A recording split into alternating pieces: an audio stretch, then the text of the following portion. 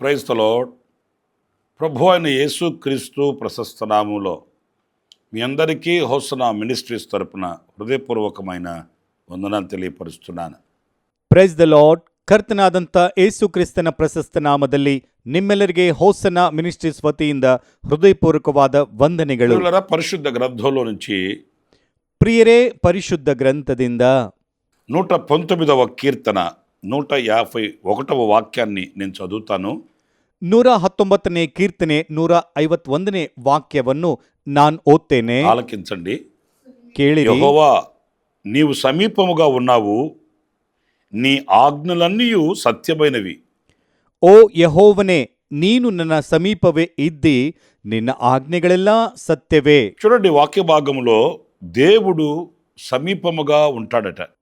ನೋಡಿರಿ, ಈ ವಾಕ್ಯ ಭಾಗದಲ್ಲಿ ದೇವರು ಸಮೀಪವಾಗಿ ಇರ್ತಾನಂತೆ. ఎవరికో కాదు, నాకు నీవు సమీపముగా ఉన్నావు అని ఈ కీర్తనల్లో మనం గుర్తిస్తున్నాము. ಯಾರಿಗೋ ಅಲ್ಲ, ನನಗೆ ನೀನು ಸಮೀಪವಾಗಿ ಇದೆಯಾ ಎಂಬುದಾಗಿ ಈ ಕೀರ್ತನೆಗಳಲ್ಲಿ ನಾವು ಗುರುತಿಸುತ್ತೇವೆ. ప్రతి వ్యక్తి కూడా దేవుడు తోడుగా ఉండాలని, సమీపమై ఉండాలని ఆశిస్తారండి. ಪ್ರತಿ ವ್ಯಕ್ತಿ ಕೂಡ ದೇವರು ಸಂಗಡ ಇರಬೇಕು, ಸಮೀಪ ಇರಬೇಕೆಂಬುದಾಗಿ ಆಶಿಸ್ತಾರೆ. అయితే కొంతమందికి దేవుడు తోడుగా ఉన్నట్లు మనం గుర్తించగలుగుతాం. ಆದರೆ ಕೆಲವರ ಸಂಗಡ ದೇವರು ಇರುವ ಹಾಗೆ ನಾವು ಗುರುತಿಸಲಿಕ್ಕಾಗ್ತದೆ. మరి ఆ సమీపముగాను తోడుగాను ఉన్నటువంటి ఆ ప్రజల యొక్క, ఆ వ్యక్తుల యొక్క అనుభవాలు ఏమై ఉంటాయి? ಹಾಗಾದ್ರೆ ಸಮೀಪವಾಗಿ ಅಥವಾ ಸಂಗಡ ಇರುವಂತ ಆ ವ್ಯಕ್ತಿಗಳ, ಆ ಪ್ರಜೆಗಳ ಅನುಭವ ಹೇಗಿರ್ತವೆ? అందరికీ సమీపముగా ఉంటాడా? కాదు. ಎಲ್ಲರಿಗೂ ಸಮೀಪವಾಗಿರ್ತಾನಾ? ಇಲ್ಲ. అందరికి తోడుగా ఉంటాడా? కానే కాదు. ಎಲ್ಲರ ಸಂಗಡ ಇರ್ತಾನಾ? ಅಲ್ವೇ ಅಲ್ಲ. శాంసను దేవుడు అతనికి తోడుగా ఉన్నాడు అని అనుకున్నాడు. ಸ್ಯಾಮ್ಸನ್ ದೇವರು ಆತನ ಸಂಗಡ ಇದ್ದಾನೆಂಬುದಾಗಿ ಆತನ ಅನ್ಕೊಂಡ. అతనిని ఎడబాసిన సంగతి అతను గుర్తించలేకపోయాడండి. ಆತನನ್ನು ದೂರ ಮಾಡಿರುವಂತ ವಿಷಯ ಆತನು ಗುರುತಿಸಲಿಕ್ಕೆ ಆಗ್ಲಿಲ್ಲ.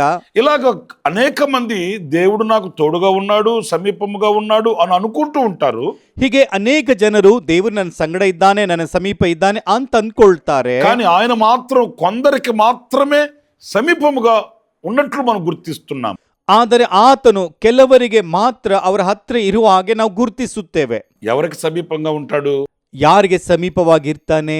చూడండి, పరిశుద్ధ గ్రంథంలో నుంచి ನೋಡಿರಿ, ಪರಿಶುದ್ಧ ಗ್ರಂಥದಿಂದ 34వ కీర్తన 34ನೇ ಕೀರ್ತನೆ 18వ వాక్యాన్ని చదువుతున్నాను. 18ನೇ ವಾಕ್ಯವನ್ನು ನಾನು ಓದ್ತಾ ಇದ್ದೇನೆ. విరిగిన హృదయము గల వారికి ಮುರಿದ ಹೃದಯದವರಿಗೆ యెహోవా ఆసన్నుడు. ಯೆಹೋವನು ಸಮೀಪವಾಗಿದ್ದಾನೆ. పిల్లలు చూడండి, ಪ್ರಿಯರೇ, ನೋಡಿರಿ, ఎవరికి ఆయన సమీపంగా ఉంటాడు? ಯಾರಿಗೆ ಸಮೀಪವಾಗಿರ್ತಾನೆ? ఎవరికి ఆయన ఆసన్నుడై ఉంటాడు? ಯಾರಿಗೆ ಆತನು ಆಸನ್ನನಾಗಿರ್ತಾನೆ? విరిగిన హృదయము గలవారికి.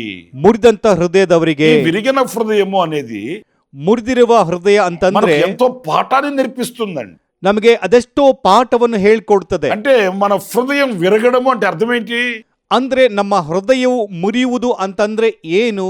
ఆయన మనకు సమీపముగా ఉండాలి అనుకున్నప్పుడు ಆತನು ನಮಗೆ ಸಮೀಪವಾಗಿ ಇರಬೇಕು ಅಂತ ನಾವು ಅಂದ್ಕೊಂಡ್ರೆ ఈ లోకం మనకు దూరం కావాలండి. ಈ ಲೋಕವು ನಮಗೆ ದೂರವಾಗಬೇಕು. ఈ లోక కార్యక్రమాలు కాస్త దూరం అవ్వాలండి. ಈ ಲೋಕದ ಕಾರ್ಯಕ್ರಮ ನಮಗೆ ಒಂಚೂರು ದೂರವಾಗಬೇಕು. ఈ లోక సంబంధమైన ఆచార సంబంధమైనవి దూరం కావాలండి. ಈ ಲೋಕ ಸಂಬಂಧವಾದ ಆಚಾರ ಸಂಬಂಧವಾದವು ದೂರವಾಗಬೇಕು. లోక సంబంధమైనవి, దైవ సంబంధమైనవి రెండు కలిసి ఉండలేవు. ಲೋಕ ಸಂಬಂಧವಾದದ್ದು ದೈವ ಸಂಬಂಧವಾಗಿರುವುದು ಎರಡು ಬೆರೆತುಕೊಂಡಿರ್ಲಿಕ್ಕೆ ಆಗಲ್ಲ. వెలుగు ఉంటే చీకటి దూరం అవుతాది. ಬೆಳಕಿದ್ರೆ ಕತ್ತಲೆ ದೂರವಾಗ್ತದೆ. చీకటి ఉందంటే వెలుగు లేదని అర్థం. ಕತ್ತಲೆ ಇದೆ ಅಂತಂದ್ರೆ ಬೆಳಕಿಲ್ಲ ಎಂಬುದಾಗಿ ಅರ್ಥ. వెలుగు చీకటి రెండు కలిసి ఉండలేవు. ಬೆಳಕು ಕತ್ತಲೆ ಎರಡು ಕೂಡಿ ಇರ್ಲಿಕ್ಕೆ ಆಗಲ್ಲ. ఉంటే మరణం ఉంటుంది, ಇದ್ರೆ ಮರಣ ಇರ್ತದೆ, ఉంటే జీవం ఉంటుంది. ಇದ್ರೆ ಜೀವ ಇರ್ತದೆ. జీవము మరణం కలిసి ఉంటాయా? ಜೀವ ಮರಣ ಎರಡು ಕೂಡಿ ಇರ್ತದ? ప్రియమైన సహోదరులారా, ಪ್ರಿಯ ಸಹೋದರರೇ, ఆయన మనకు సమీపమై ఉండాలి అనుకుంటే, ಆತನು ನಮಗೆ ಸಮೀಪವಾಗಿ ಇರಬೇಕಂತಂದ್ರೆ ఈ లోక సంబంధమైనవి మనలో దూరం కావాలండి. ಈ ಲೋಕ ಸಂಬಂಧವಾದದ್ದು ನಮ್ಮಿಂದ ఈ ದೂರವಾಗಬೇಕು. లోక సంబంధమైన వాటి మీద మన మనస్సు విరగాలండి. ಈ ಲೋಕ ಸಂಬಂಧವಾದವುಗಳ ಮೇಲೆ ನಮ್ಮ ಮನಸ್ಸು ಮುರಿಬೇಕು. ఏదో ప్రతిఫలాపేక్ష కోరి ప్రార్థించడం కాదు. ಏನೋ ಪ್ರತಿಫಲ ಅಪೇಕ್ಷಿಸಿ ಪ್ರಾರ್ಥನೆ ಮಾಡುವುದಲ್ಲರಿ. ఏదో దేవుడు మేలు చేస్తాడంట అని ఆశించి ఆయనను వేడుకోవడం కాదు. ಏನೋ ದೇವರು ಒಳ್ಳೆಯದು ಮಾಡ್ತಾನೆಂಬುದಾಗಿ ಆಶಿಸಿ ಆತನನ್ನು ಬೇಡಿಕೊಳ್ಳುವುದಲ್ಲ. ఆయన మనకు సమీపమై ఉండాలి, ಆತನು ನಮಗೆ ಸಮೀಪವಾಗಿರ್ಬೇಕು, ఆయన మనకు తోడే ఉండాలి అని అనుకుంటే, ಆತನು ನಮ್ಮ ಸಂಗಡ ಇರ್ಬೇಕಂತ ఈ ಅನ್ಕೊಂಡ್ರೆ లోక సంబంధమైన వాటన్నిటి మీద మన మనసు విరిగిపోవాలి. ಈ ಲೋಕ ಸಂಬಂಧವಾದವುಗಳ ಮೇಲೆ ನಮ್ಮ ಮನಸ್ಸು ಮುರಿದು ಹೋಗ್ಬೇಕು. కొంతమంది చూడండి, ಕೆಲವರನ್ನು ನೋಡ್ರಿ, కొంతకాలం భక్తిగా కనిపిస్తారు, ಸ್ವಲ್ಪ ಕಾಲ ಭಕ್ತಿಯಿಂದ ಕಾಣಿಸ್ತಾರೆ, కొన్ని రోజులు ఎంతో భక్తి చేస్తారు. ಕೆಲವು ದಿನ ಅದೆಷ್ಟೋ ಭಕ್ತಿ ಮಾಡ್ತಾರೆ. ఆ తర్వాత మనం గమనిస్తే ಆ ನಂತರ ನಾವು ಗಮನಿಸಿದ್ರೆ ఆ భక్తికి సంబంధించినవి ఏవి కూడా వారిలో మనం చూడలేము. ಆ ಭಕ್ತಿಗೆ ಸಂಬಂಧವಾಗಿರುವಂತದ್ದು ಏನು ಕೂಡ ಕಂಡು ಬರಲ್ಲ. మరలా వాళ్ళ పూర్వపు స్థితికి వెళ్ళిపోతారు. ಮತ್ತೆ ಮೊದಲಿನ ಸ್ಥಿತಿಗೆ ಅವರೆಲ್ಲ ಹೋಗ್ಬಿಡ್ತಾರೆ. వాళ్ళ పూర్వపు ఆచార సంబంధమైన వాటిల్లోకి వెళ్ళిపోతారు. ಆ ಪೂರ್ವ ಆಚಾರ ಸಂಬಂಧವಾದಂತ ಸ್ಥಿತಿಗೆ ಮರಳಿ ಹೋಗ್ತಾರೆ. ఎందుకని? ಅದ್ಯಾಕೆ? వాళ్ళ మనస్సు విరిగింది కాదు, ಅವರ ಮನಸ್ಸು ಮುರಿದಿಲ್ಲ, వాళ్ళ హృదయం విరిగింది కాదు. ಅವರ ಹೃದಯವು ಮುರಿದಿಲ್ಲ. మనం ఆయా సందర్భాల్లో ಆಯಾ ಸಂದರ್ಭಗಳಲ್ಲಿ ನಾವು ఎవరి మీదైనా మనకు బాధ కలిగితే ಯಾರ ಮೇಲಾದ್ರೂ ನಮಗೆ ನೋವು ಉಂಟಾದ್ರೆ ఆ తర్వాత వాళ్ళతో మనం స్నేహం చేయాలనుకున్నా కూడా ಆ ನಂತರ ಅವರೊಂದಿಗೆ ನಾವು ಸ್ನೇಹ ಮಾಡಬೇಕು ಅಂತ ಅನ್ಕೊಂಡ್ರು ಕೂಡ మనం ఇష్టపడమండి. ನಮಗೆ ಇಷ್ಟವಾಗಲ್ಲ. అప్పుడు మనం ఏమంటాం? ಆಗ ನಾವು ಏನು ಹೇಳ್ತೇವೆ? నా మనసు విరిగిపోయిందండి, ನನ್ನ ಮನಸ್ಸು ಮುರಿದು ಹೋಗಿದೆ ರೀ, నా హృదయం విరిగిపోయిందండి, ನನ್ನ ಹೃದಯ ಮುರಿದು ಹೋಗಿದೆ, నేను మరలా వాళ్ళతో కలిసి ఉండలేనండి, ಅವ್ರ ಸಂಗಡ ಮತ್ತೆ ನಾನು ಇರ್ಲಿಕ್ಕೆ ಆಗಲ್ಲ, వాళ్ళతో చెలిమి చేయలేనండి, ಅವ್ರ ಹತ್ರ ನಾನು ಇರಲ್ಲ, వాళ్ళతో స్నేహం కుదరదండి. ಅವರೊಂದಿಗೆ ಸ್ನೇಹ ಮಾಡ್ಲಿಕ್ಕೆ ಆಗಲ್ಲ ರೀ. ఎందుకని? ಹಾಗೆ నా ಯಾಕ್ರಿ? మనసు విరిగిపోయింది.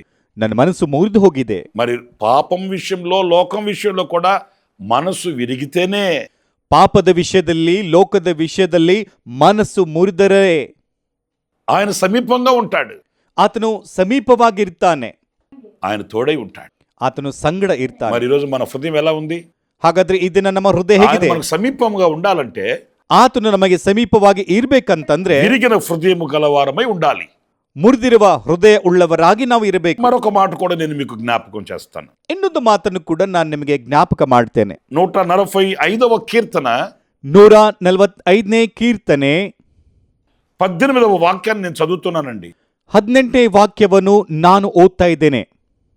తమకు మొరపెట్టు వారికందరికీ, తనకు నిజముగా మొరపెట్టు వారికందరికీ యెహోవా సమీపముగా ఉన్నాడు. ಯೆಹೋವನಿಗೆ ಮೊರೆ ಇಡುವವರು ಯಥಾರ್ಥವಾಗಿ ಮೊರೆ ಇಡುವುದಾದರೆ ಆತನು ಹತ್ತಿರವಾಗಿಯೇ ಇದ್ದಾನೆ. ప్రియులారా, ఈ వాక్యంలో ಪ್ರಿಯರೇ, ಈ ವಾಕ್ಯದಲ್ಲಿ నిజముగా మొరపెట్టు వానికట. ನಿಜವಾಗಿ ಮೊರೆ ಇಡುವವನಿಗೆ, నిజముగా మొరపెట్టడం అంటే ఏంటి? ನಿಜವಾಗಿ ಮೊರೆ ಇಡುವುದು ಅಂತಂದ್ರೆ ಏನು? మొరపెట్టడం వేరు, ಮೊರೆ ಇಡುವುದು ಬೇರೆ, నిజముగా మొరపెట్టడం వేరు. ನಿಜವಾಗಿ ಮೊರೆ ಇಡುವುದು ಬೇರೆ. నిజముగా మొరపెట్టడం అంటే ನಿಜವಾಗಿ ಮೊರೆ ಇಡುವುದಂದ್ರೆ హృదయ అంతర్భాగాలలో నుంచి ఆయనను వేడుకోవడం, ಹೃದಯ ಅಂತರ್ಭಾಗದಿಂದ ಆತನನ್ನು ಬೇಡಿಕೊಳ್ಳುವುದು, గుండె లోతుల్లో నుంచి ఆయనతో మొరపెట్టుకోవడం. ಹೃದಯದ ಒಳಗಿನಿಂದ ಆತನನ್ನು ಬೇಡಿಕೊಳ್ಳುವುದು. యేసుక్రీస్తు ಯೇಸು ಕ್ರಿಸ್ತನು తన శిష్యుడికి ఒక ప్రార్థన చూపించాడండి. ತನ್ನ ಶಿಷ್ಯರಿಗೆ ಒಂದು ಪ್ರಾರ್ಥನೆಯನ್ನು ತೋರಿಸ್ತಾ ಇದ್ದಾನೆ. ఆయన ఒక రాయి వేతంత దూరం వెళ్ళి ಆತನೊಂದು ಕಲ್ಲು ಬೀಸುವಷ್ಟು ದೂರ ಹೋಗಿ తన శిష్యులు చూస్తూ ఉన్నప్పుడు ತನ್ನ ಶಿಷ್ಯರು ನೋಡ್ತಾ ಇರಬೇಕಾದ್ರೆ ఆయన మోకరించి ప్రార్థన చేశాడండి. ಆತನು ಮೊಣಕಾಲು ಹಾಕಿ ಪ್ರಾರ್ಥನೆ ಮಾಡಿದ್ದಾನೆ. ఎలాంటి ప్రార్థన? ಎಂತ ಪ್ರಾರ್ಥನೆ? ఆయన రక్తం చెమట బిందువులాగా నేల మీద పడిందంటండి. ಆತನ ರಕ್ತದ ಹನಿಯು ಬೆವರಿನ ಹಾಗೆ ನೆಲದ ಮೇಲೆ ಬಿತ್ತಂತೆ. అంటే ఆయన చేసిన ప్రార్థన ಅಂದ್ರೆ ಆತ ಮಾಡಿರುವ ಪ್ರಾರ್ಥನೆ ఏదో ఆచార సంబంధమైన ప్రార్థన కాదండి. ಏನೋ ಆಚಾರ ಸಂಬಂಧವಾದ ಪ್ರಾರ್ಥನೆ ಅಲ್ಲ. మనం కూడా చేస్తుంటాం కదా, ನಾವು ಕೂಡ ಮಾಡ್ತಾ ಇರ್ತೇವೆ. ఉదయాన్నే లెగగానే ఒక చిన్న ప్రార్థన, ಬೆಳಿಗ್ಗೆ ಎದ್ದ ಕೂಡಲೇ ಒಂದು ಚಿಕ್ಕ ಪ್ರಾರ್ಥನೆ, రాత్రి పడుకోబోయే ముందు ఒక ప్రార్థన, ರಾತ್ರಿ ಮಲಗುವಾಗ ಒಂದು ಪ್ರಾರ್ಥನೆ, భోజనానికి కూర్చున్నప్పుడు ఒక ప్రార్థన, ಊಟಕ್ಕೆ ಕುಳಿತುಕೊಂಡಾಗ ಒಂದು ಪ್ರಾರ್ಥನೆ. మనకు బాగా అలవాటైపోయింది. ಇದೆಲ್ಲ ನಮಗೆ ಅಭ್ಯಾಸವಾಗಿದೆ. మనం నిద్రలో కూడా ఒక చిన్న ప్రార్థన చేసేస్తాం. ನಿದ್ದೆ ಮಾಡ್ತಾ ಇರಬೇಕಾದ್ರೂ ಒಂದು ಚಿಕ್ಕ ಪ್ರಾರ್ಥನೆ కానీ ಮಾಡ್ಬಿಡ್ತೇವೆ. అంతరంగంలో నుంచి వచ్చే ప్రార్థన వేరుగా ఉంటుంది. ಆದ್ರೆ ಅಂತರಂಗದಿಂದ ಬರುವ ಪ್ರಾರ್ಥನೆ ಬೇರೆ ಆಗಿರ್ತದೆ. వేదనతో కూడిన ప్రార్థన వేరుగా ఉంటుందండి. ವೇದನೆಯಿಂದ ಕೂಡಿರುವಂತ ಪ್ರಾರ್ಥನೆ ಬೇರೆ ಆಗಿರುತ್ತದೆ. దేవుని సహాయ సహకారాలు కోరుకొని చేసే ప్రార్థన వేరుగా ఉంటుందండి. ದೇವರ ಸಹಾಯ ಸಹಕಾರ ಕೋಡಿ ಮಾಡುವಂತ ಪ್ರಾರ್ಥನೆ ಬೇರೆ ಆಗಿರುತ್ತದೆ. ఆయన మీదనే ఆనుకొని ఆధారపడి చేసే ప్రార్థన వేరుగా ఉంటుంది. ಆತನನ್ನು ಆತುಕೊಂಡು ಆತನ ಮೇಲೆ ಆಧಾರಪಟ್ಟು ಮಾಡುವ ಪ್ರಾರ್ಥನೆ ಬೇರೆ ಆಗಿರುತ್ತದೆ. ప్రార్థన చేయడానికి ఇద్దరు మనుషులు దేవాలయంలోనికి వెళ్ళారట. ಪ್ರಾರ್ಥನೆ ಮಾಡ್ಲಿಕ್ಕೆ ಇಬ್ಬರು ಮನುಷ್ಯರು ದೇವಾಲಯಕ್ಕೆ ಹೋದ್ರಂತೆ. వారిలో ఒక అతను చేసిన ప్రార్థన దేవునికి ఇష్టమైంది. ಅವರಲ್ಲಿ ಒಬ್ಬಾತ ಮಾಡಿರುವಂತ ಪ್ರಾರ್ಥನೆ ದೇವರಿಗೆ ಇಷ್ಟವಾಯಿತು. ఎలా చేశాడు ఆ ప్రార్థన? ಹೇಗೆ ಮಾಡಿದ್ದಾನೆ తన ಪ್ರಾರ್ಥನೆ? పాపాలు ఒప్పుకుంటూ, ತನ್ನ ಪಾಪವನ್ನು ಅರಿಕೆ ಮಾಡಿ, తన అవిధేయతను గుర్తిస్తూ, ತನ್ನ ಅವಿಧೇಯತೆಯನ್ನು ಗುರುತಿಸುತ್ತಾ, తన బలహీనతను కప్పుకోకుండా ತನ್ನ ಬಲಹೀನತೆಯನ್ನು ಕಪ್ಪಿಕೊಳ್ಳದೆ ఒప్పుకొని చేసిన ప్రార్థన. ಒಪ್ಪಿಕೊಂಡು ಮಾಡುವಂತ ಪ್ರಾರ್ಥನೆ. నా ప్రియమైన సహోదరులారా, ನನ್ನ ಪ್ರಿಯ ಸಹೋದರರೇ, ఎలాగా మనం ప్రార్థన చేస్తాం? ಹೇಗೆ ನಾವು ಪ್ರಾರ್ಥನೆ ಮಾಡ್ತಾ ಇದ್ದೇವೆ? ఎవరికి సమీపంగా ఉంటాడు ఆయన? ಯಾರಿಗೆ ಆತನು ಸಮೀಪವಾಗಿರ್ತಾನೆ? ఇలాంటి నిజముగా అంతరంగములో నుంచి కలిగే ప్రార్థన చేయగలుగుతున్నామా? ಇಂಥ ನಿಜವಾದ ಅಂತರಂಗದಿಂದ ಬರುವಂತ ಪ್ರಾರ್ಥನೆ ನಾವು ಮಾಡ್ತಾ ಇದ್ದೇವಾ? వినయ విధేయతలతో మనం చేయగలుగుతున్నామా? ವಿನಯ ಹಾಗೂ ವಿಧೇಯತೆಯಿಂದ ನಾವು ಪ್ರಾರ್ಥನೆ ಮಾಡ್ತಾ ಇದ್ದೇವಾ? ఎవరైతే ఆ రీతిగా నిజముగా మొరపెట్టుకోగలుగుతారో, ಯಾರು ಆ ವಿಧಾನದಲ್ಲಿ ನಿಜವಾಗಿ ಮೊರೆ ಇಡ್ತಾರೋ నిశ్చయముగా వారికి ఆయన సమీపంగా ఉంటాడండి. ನಿಶ್ಚಯವಾಗಿ ಆತನು ಅವರಿಗೆ ಸಮೀಪವಾಗಿರ್ತಾನೆ. వారి మనవి ఆలకిస్తాడు, ಅವರ ಮನವಿಯನ್ನು ಕೇಳ್ತಾನೆ, వారి ప్రార్థనకు జవాబిస్తాడు, ಅವರ ಪ್ರಾರ್ಥನೆಗೆ ಉತ್ತರ ಕೊಡ್ತಾನೆ, వారి కన్నీళ్లను తుడుస్తాడు, ಅವರ ಕಣ್ಣೀರನ್ನು ಒರೆಸ್ತಾನೆ, వారి బ్రతుకులు అద్భుతం చేస్తాడు, ಅವರ ಬದುಕಿನಲ್ಲಿ ಅದ್ಭುತ ಮಾಡ್ತಾನೆ, ఒక నూతన అధ్యాయాన్ని వాళ్ళ జీవితంలో ప్రారంభిస్తాడు. ಒಂದು ನೂತನ ಅಧ್ಯಾಯವನ್ನು ಅವರ ಜೀವನದಲ್ಲಿ ಪ್ರಾರಂಭ ಮಾಡ್ತಾನೆ. వారు నిజముగా మొరపెట్టారు గనుక. ಅವರು ನಿಜವಾಗಿ ಮೊರೆ ಇಟ್ಟಿದ್ದಕ್ಕಾಗಿ. మరి మరొక విషయాన్ని కూడా మీకు జ్ఞాపకం చేయనా? ಹಾಗಾದ್ರೆ ಇನ್ನೊಂದು ವಿಷಯ ನಾನು ಜ್ಞಾಪಕ ಮಾಡ್ಲಾ? 16వ కీర్తన 16ನೇ ಕೀರ್ತನೆ 8వ వాక్యాన్ని నేను చదువుతున్నానండి. 8ನೇ ವಾಕ್ಯವನ್ನು ನಾನು ಓದ್ತಾ ಇದ್ದೇನೆ. సదాకాలము యెహోవా యందు నా గురి నిలుపుచున్నాను, ఆయన నా కుడి పార్శ్వమందు ఉన్నాడు గనుక నేను కదల్చబడను. ನಾನು ಯೆಹೋವನನ್ನು ಯಾವಾಗಲೂ ನನ್ನ ಮುಂದೆ ಇಟ್ಟುಕೊಂಡಿದ್ದೇನೆ, ಆತನು ನನ್ನ ಬಲಗಡೆಯಲ್ಲಿ ಇರುವುದರಿಂದ ನಾನು ಕದಲೇನು. ఆయన నా కుడి పార్శ్వమందున్నాడు. ಆತನು ನನ್ನ ಬಲಗಡೆಯಲ್ಲಿ ಇದ್ದಾನೆ. ఎక్కడో కొండ మీద, గుట్ట మీద, చెట్టు మీద, పుట్ట మీద ఉన్నాడు. ಎಲ್ಲಿಯೋ ಬೆಟ್ಟದ ಮೇಲೆ, ಗುಡ್ಡದ ಮೇಲೆ, ಹುತ್ತದ ಮೇಲೆ ಇದ್ದಾನೆ. అక్కడికి వెళ్ళి నేను ఆయన కలవాలని కాదండి, ಅಲ್ಲಿಗೆ ನಾನು ಹೋಗಿ ಭೇಟಿ ಆಗ್ಬೇಕಂತಲ್ಲ, అక్కడికి వెళ్ళి నేను ఆయనకు మొరపెట్టుకోవాలని కాదండి. ಅಲ್ಲಿಗೆ ನಾನು ಹೋಗಿ ಆತನಿಗೆ ಮೊರೆ ಇಡಬೇಕು ಅಂತಲ್ಲ. ఈ భక్తుని యొక్క అనుభవం ఏంటంటే, ಈ ಭಕ್ತನಿಗಿರುವ ಅನುಭವ ಏನಂದ್ರೆ, ఆయన నా కుడి పార్శ్వమందున్నాడు. ಆತನು ನನ್ನ ಬಲಗಡೆಯಲ್ಲಿದ್ದಾನೆ. ప్రియమైన దేవుని బిడ్డలారా, ಪ್ರಿಯ ದೇವರ ಮಕ್ಕಳೇ, మనకు దేవునికి ఎంత ఎడబాటు కలిగిపోయిందో ఏనాడైనా వివేచించామా? ನಮಗೂ ದೇವರಿಗೆ ಎಷ್ಟು ದೂರ ಅಂತರ ಇದೆ ಎಂಬುದಾಗಿ ವಿವೇಚಿಸಿದ್ದೇವಾ? మరి ఈ రోజున ಈ వాక్యము చేత సరిచేయబడదామా? ಹಾಗಾದ್ರೆ ಈ ದಿನ ಈ ವಾಕ್ಯದಿಂದ ಸರಿ ಮಾಡಿಕೊಳ್ಳೋಣವಾ? ఎందుకు ఆయన కుడి పార్శ్వమందున్నాడు? ಯಾಕೆ ಆತನು ಬಲಗಡೆಯಲ್ಲಿ ಇದ್ದಾನೆ? సదాకాలము నేను ఆయన యందు గురి నిలుపుచున్నాను గనుక. ಸದಾ ಕಾಲವು ನಾನು ಆತನಲ್ಲಿ ನನ್ನ ಗುರಿ ಇಟ್ಟಿಕೊಂಡಿದ್ದೇನೆ. అంటే ఎవరైతే ఆయన యందు గురి నిలుపుతారో, ಅಂದ್ರೆ ಯಾರು ಆತನಲ್ಲಿ ಗುರಿ ಇಟ್ಕೊಂಡಿರ್ತಾರೋ, మనస్సును నిలుపుతారో, ಮನಸ್ಸನ್ನು ಇಟ್ಕೊಂಡಿರ್ತಾರೋ, హృదయాన్ని త్రిప్పుకుంటారో, ಹೃದಯವನ್ನು ತಿರುಗಿಸಿಕೊಳ್ತಾರೋ, వారికి ఆయన సమీపంగా ఉంటారు. ಅವರಿಗೆ ಆತನು ಸಮೀಪವಾಗಿರ್ತಾನೆ. మరి మన గురి దేని మీద? ಹಾಗಾದ್ರೆ ನಮ್ಮ ಗುರಿ ಯಾವುದರ ಮೇಲೆ? కొంతమందికి ఆస్తి మీద, ಕೆಲವರಿಗೆ ಆಸ್ತಿಯ ಮೇಲೆ, కొంతమందికి పదవుల మీద, ಕೆಲವರಿಗೆ ಪದವಿಯ ಮೇಲೆ, కొంతమందికి కులగోత్రాల మీద, ಕೆಲವರಿಗೆ ಕುಲ ಗೋತ್ರಗಳ ಮೇಲೆ. ఇలాగ అనేక విధాలుగా వాళ్ళ యొక్క మనస్సు చెదిరిపోయి ఉంటుందండి. ಹೀಗೆ ಅನೇಕ ವಿಧಗಳಲ್ಲಿ ಅವರ ಮನಸ್ಸೆಲ್ಲ ಚೆದರಿ ಹೋಗಿರ್ತದೆ. వాటి కొరకే అహర్నిశలు శ్రమ పడుతుంటారండి. ಅವರಿಗಾಗಿ ಹಗಲು ಇರುಳು ಶ್ರಮೆ ಪಡ್ತಾ ಇರ್ತಾರೆ. మరి అలాంటి వారికి ఆయన సమీపంగా ఎందుకుంటాడు? ಅಂತವರಿಗೆ ಆತನು ಸಮೀಪವಾಗಿ ಯಾಕೆ ಇರ್ತಾನೆ? ఎవరైతే ಯಾರು ఆయన మీద గురి నిలుపుతారో, ಆತನ ಮೇಲೆ ಗುರಿ ಇಟ್ಕೊಂಡಿರ್ತಾರೋ, చావైనా రేవైనా ఆయన మీదే గురి నిలుపుతారు. ಸಾವಾದ್ರೂ ಬದುಕಾದ್ರೂ ಆತನ ಮೇಲೆ ಗುರಿ ಇಟ್ಕೊಂಡಿರ್ತಾರೋ. మీకు షడ్రక్ మెషక్ అబెద్నెగోలు అనే వాళ్ళ చరిత్ర తెలుసు కదా? ನಿಮಗೆ ಸೆಡ್ರಕ್ ಮೇಸೆಕ್ ಅಬೆದ್ನೆಗೋ ಅವರ ಚರಿತ್ರೆ ಗೊತ್ತಿದೆಯಲ್ವಾ? వాళ్ళకి ఎదురైన సమస్యలలో ಅವರಿಗೆ ಎದುರಾಗಿರುವ ಸಮಸ್ಯೆಗಳಲ್ಲಿ వాళ్ళు కదిలిపోలేదండి, ಅವರು ಕದಲಿ వాళ్ళు ಹೋಗಲಿಲ್ಲ, చలించిపోలేదండి, ಅವರು ಚಲಿಸಲಿಲ್ಲ, వాళ్ళు కృంగిపోలేదండి. ಅವರು ಕುಗ್ಗಿ ಹೋಗಲಿಲ್ಲ. ఎందుకని? ಯಾಕೆ? వాళ్ళు దేవుని మీద గురి నిలిపారు. ಅವರು ದೇವರ ಮೇಲೆ ಗುರಿ ಇಟ್ಕೊಂಡಿದ್ದಾರೆ. ఈ వేడిమి కలిగిన అగ్నిగుండములో నుండి ಈ ಬಿಸಿಯಾಗಿರುವಂತ ಬೆಂಕಿಯೊಳಗಿಂದ మా దేవుడు మమ్మల్ని విడిపిస్తాడు. ನಮ್ಮ ದೇವರು ನಮ್ಮನ್ನು ಬಿಡಿಸುತ್ತಾನೆ. చూసారండి ఎంత నిశ్చయంగా మాట్లాడుతున్నారో? ನೋಡಿದಿರಾ ಎಷ್ಟು ನಿಶ್ಚಯವಾಗಿ ಮಾತಾಡ್ತಾ ಇದ್ದಾರೋ? ఈ వేడిమి కలిగిన అగ్నిగుండములో నుంచి ಈ ಬಿಸಿಯಾಗಿರುವ ಬೆಂಕಿಯೊಳಗಿಂದ మా దేవుడు మమ్మల్ని రక్షిస్తాడు. ನಮ್ ದೇವರು ನಮ್ಮನ್ನು ರಕ್ಷಿಸುತ್ತಾನೆ. లేదా ಇಲ್ಲದೆ ఈ ಹೋದ್ರೆ అగ్నిగుండములో మేము చనిపోవడము ఆయన చిత్తమే అయితే, ఈ ಬೆಂಕಿಯಲ್ಲಿ ಬಿದ್ದು ನಾವು ಸತ್ತು ಹೋಗುವುದು ಆತನ ಚಿತ್ತವಾದ್ರೆ మేము చావడానికని సిద్ధంగా ఉన్నాం, కానీ ನಾವು ಸಾಯಲಿಕ್ಕಾದ್ರೂ ಸಿದ್ಧವಾಗಿದ್ದೇವೆ, ಆದ್ರೆ మేము మా దేవునికి విరోధమైన కార్యం చేయము. ನಾವು ನಮ್ಮ ದೇವರಿಗೆ ವಿರೋಧವಾಗಿರುವಂತ ಕಾರ್ಯವನ್ನು ಮಾಡಲ್ಲ. ప్రియులారా, ಪ್ರಿಯರೇ, వారిని అగ్నిగుండంలో వేస్తే ಅವರನ್ನು ಬೆಂಕಿಯೊಳಗೆ ಹಾಕಿದರೆ ఆ అగ్నిగుండములో వాళ్ళతో కూడా వాళ్ళ దేవుడు నిలిచి ఉన్నాడండి. ಆ ಬೆಂಕಿಯೊಳಗೆ ಅವರ ಸಂಗಡ ಅವರ ದೇವರು ನಿಂತ್ಕೊಂಡಿದ್ದಾನೆ. ఆ అగ్నిగుండములో వాళ్ళతో కూడా దేవుడు సంచరిస్తున్నాడండి. ಆ ಬೆಂಕಿಯೊಳಗೆ ಅವರೊಂದಿಗೆ ಅವರ ದೇವರು ಕೂಡ ಸಂಚರಿಸ್ತಾ ಇದ್ದಾನೆ. రాజు హవాక్కయ్యాడు.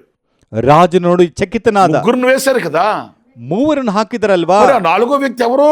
ಹಾಗಾದ್ರೆ ಆ ನಾಲ್ಕನೇ ವ್ಯಕ್ತಿ ಯಾರು? వాళ్ళకి సమీపముగా ఉండు దేవుడు, ಅವರಿಗೆ ಸಮೀಪವಾಗಿರುವ ದೇವರು, కుడి పార్శ్వమందు నిలిచే దేవుడు, ಬಲಗಡೆಯಲ್ಲಿ ನಿಂತುಕೊಳ್ಳುವಂತ ದೇವರು. అంటే అగ్నిగుండంలో కూడా నిలిచుంటాడా? ಅಂದ್ರೆ ಬೆಂಕಿಯೊಳಗೂ ಕೂಡ ನಿಂತ್ಕೊಂಡಿರ್ತಾನ? సముద్రములో కూడా నిలిచుంటాడా? ಸಮುದ್ರದ ಮಧ್ಯದಲ್ಲಿ ಕೂಡ ನಿಂತ್ಕೊಂಡಿರ್ತಾನ? బోనులో కూడా నిలిచుంటాడా? ಸಿಂಹದ ಬೋನಿನಲ್ಲಿಯೂ ಕೂಡ ನಿಂತುಕೊಂಡಿರ್ತಾನ? శ్రమల శోధనలలోనైనా నిలిచుంటాడా? ಶ್ರಮೆ ಶೋಧನೆಗಳಲ್ಲಿ ಕೂಡ ನಿಂತ್ಕೊಂಡಿರ್ತಾನ? ఏ చోటైనా ఏ అనుభవమైనా ఆయన తన యందు గురి నిలిపిన వారితో కూడా నిలిచుంటాడు. ಯಾವ ಸ್ಥಳವಾದ್ರೂ ಯಾವುದೇ ಅನುಭವ ಆದ್ರೂ ತನ್ನ ಮೇಲೆ ಗುರಿ ಇಟ್ಕೊಂಡವರ ಬಳಿ ಆತನು ನಿಂತ್ಕೊಂಡಿರ್ತಾನೆ. ప్రేమని సహోదరులారా, ಪ್ರಿಯ ಸಹೋದರರೇ, మరి మీరు మీ గురి దేని మీద నిలిపి ఉన్నారు? ನಿಮ್ಮ ಗುರಿ ಯಾವುದರ ಮೇಲೆ ಇಟ್ಕೊಂಡಿದ್ದೀರಾ? మీ ఏకాగ్రత దేని మీద ఉంది? ನಿಮ್ಮ ಏಕಾಗ್ರತೆ ಯಾವುದರ ಮೇಲೆ ಇಟ್ಕೊಂಡಿದ್ದೀರಾ? మరి ఈరోజు పరీక్షించుకుంటే, ಇದನ್ನ ಪರೀಕ್ಷಿಸಿಕೊಂಡ್ರೆ, ఇప్పటికైనా మీ హృదయం ఆయన వైపు తిప్పుకుంటే, ಈಗಲಾದ್ರೂ ನಿಮ್ಮ ಹೃದಯ ಆತನ ಕಡೆಗೆ ತಿರುಗಿಸಿಕೊಂಡರೆ, ఆయన యందు మీ గురి నిలపగలిగితే, ಆತನಲ್ಲಿ ನಿಮ್ಮ ಗುರಿಯನ್ನು ನೀವು ನಿಲ್ಲಿಸಿಕೊಂಡ್ರೆ నిశ్చయముగా ఆయన మీకు సమీపంగా ఉంటాడు. ನಿಶ್ಚಯವಾಗಿ ನಿಮ್ಮ ಸಮೀಪ ಆತನ మూడు ಇರ್ತಾನೆ. విషయాలను మీతో చెప్తూ వచ్చాను. 3 ವಿಷಯ ನಾನು ಹೇಳ್ತಾ ಬಂದಿದ್ದೇನೆ. ఎవరికి ఆయన సమీపముగా ఉంటాడు? ಯಾರಿಗೆ ಆತನ ಸಮೀಪವಾಗಿರ್ತಾನೆ? హృదయము విరిగిన వారికి ఆయన సమీపంగా ఉంటాడు. ಹೃದಯ ಮುರಿದಂತವರಿಗೆ ಆತನ ಸಮೀಪವಾಗಿರ್ತಾನೆ. నిజముగా మొరపెట్టు వారికి ఆయన సమీపముగా ఉంటాడు.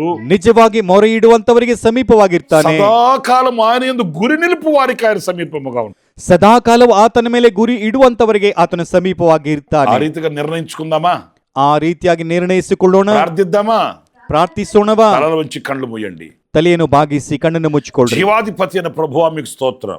ಜೀವಾಧಿಪತಿಯಾದ ತಂದೆ ನಿನಗೆ ಸ್ತೋತ್ರ. నాయనా మీరు సమీపముగా ఉండు దేవుడవు. ಅಪ್ಪ, ನೀನು ಸಮೀಪವಾಗಿರುವಂತ ದೇವರು. ఎప్పుడు ఎక్కడ కూడా మీరు మాకు దూరాన ఉండే దేవుడవు కాదు నాయన. ಎಂದಿಗೂ ಎಲ್ಲಿ ಕೂಡ ನೀನು ನಮಗೆ ದೂರವಾಗಿರುವಂತ ದೇವರಲ್ಲ. అందుకు నీకు స్తోత్రాలు చెల్లిస్తున్నాను.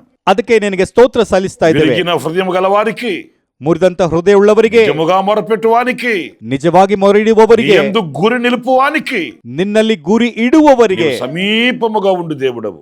ನೀನು ಸಮೀಪವಾಗಿರುವಂತ ದೇವರು. ఇదిగో ఈ మాటలు వింటూ ಇಗೋ ಈ ಮಾತನ್ನು ಕೇಳುತ್ತಾ ఎవరైతే పశ్చాత్తాపంతో ప్రార్థన చేసుకుంటున్నారో, ಯಾರು ಪಶ್ಚಾತ್ತಾಪದಿಂದ ಪ್ರಾರ್ಥನೆ ಮಾಡ್ತಾ ఎవరైతే ಇದ್ದಾರೋ, విరిగిన హృదయం గలవారై నీ సన్నిధికి వస్తున్నారో, ಯಾರು ಮುರಿದಂತ ಹೃದಯವುಳ್ಳವರಾಗಿ ನಿನ್ನ ಬಳಿ ಬರ್ತಾ ಇದ್ದಾರೋ, ఎవరైతే నిజముగా అంతరంగములో నుంచి వేదనతో ప్రార్థిస్తున్నారో, ಯಾರು ಅಂತರಂಗದಿಂದ ನಿಜವಾಗಿ ವೇದನೆಯಿಂದ ಪ್ರಾರ್ಥನೆ ಮಾಡ್ತಾ ಇದ್ದಾರೋ, ఎవరైతే మీ మీద గురి నిలపాలని కోరికతో ప్రార్థిస్తున్నారో, ಯಾರು ನಿನ್ನ ಮೇಲೆ ಗುರಿ ಇಡಬೇಕೆಂಬುದಾಗಿ ಬಯಕೆಯಿಂದ ಪ್ರಾರ್ಥನೆ ಮಾಡ್ತಾ ಇದ್ದಾರೋ, వారికి మీరు సమీపమై ಅವರಿಗೆ ನೀನು ಸಮೀಪವಾಗಿ వారిని దీవించి ఆశీర్వదించమని, ಅವರೆಲ್ಲರನ್ನು ಆಶೀರ್ವಾದ ಮಾಡಬೇಕೆಂದು, వారి హృదయాభిలాషను నెరవేర్చమని, ಅವರ ಹೃದಯ ಅಭಿಲಾಷೆಯನ್ನು ನೆರವೇರಿಸಬೇಕೆಂದು యేసు నామములో ప్రార్థించి వేడుకొనుచున్నాను తండ్రి. ಯೇಸು ನಾಮದಲ್ಲಿ ಪ್ರಾರ್ಥನೆ ಮಾಡಿ ಬೇಡ್ಕೊಳ್ತಾ ಇದ್ದೇವೆ ತಂದೆ. ఆమేన్.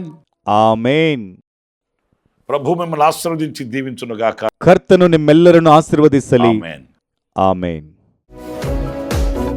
ಪ್ರತಿ ಶುಕ್ರವಾರ ಈ ಕೃಪಾ ವಾಕ್ಯವು ಎಂಬ ಕ್ಲುಪ್ತ ಸಂದೇಶಗಳಿಗಾಗಿ ಹಾಗೂ ಇನ್ನೂ ಹೆಚ್ಚಿನ ಆತ್ಮ ಸಂಬಂಧವಾದಂಥ ಸಂದೇಶಗಳಿಗಾಗಿ ನಮ್ಮ ಈ ಯೂಟ್ಯೂಬ್ ಚಾನೆಲ್ ಅನ್ನು ಸಬ್ಸ್ಕ್ರೈಬ್ ಮಾಡಿಕೊಳ್ಳಿರಿ. Pastor Ramesh Hosanna ministries.